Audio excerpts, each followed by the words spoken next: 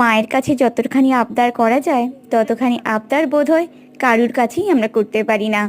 দুপুরের খাবার দাবার সেরে ব্যাগপত্র গুছিয়ে ছেলে মেয়ে নিয়ে বাবার বাড়ি চললাম।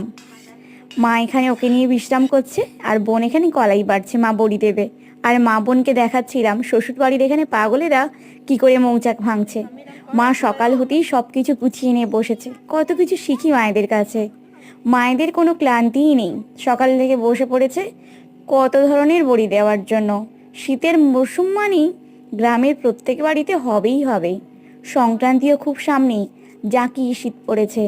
মা আজকে ঝাল ঝাল মাংস রান্না করবে। মাকে প্রথমেই বলেছিলাম আমার জন্য কয়েক পিস কষা তুলেই রেখো, মায়ের বাগানে কত ফুল ফুটেছে।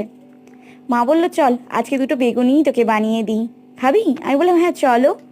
এই ছোট আবদারগুলো বড্ড কানে বাজে মাঝে মধ্যে মন খারাপ হলে। মা গরম গরম বেগুনি ভাজলো।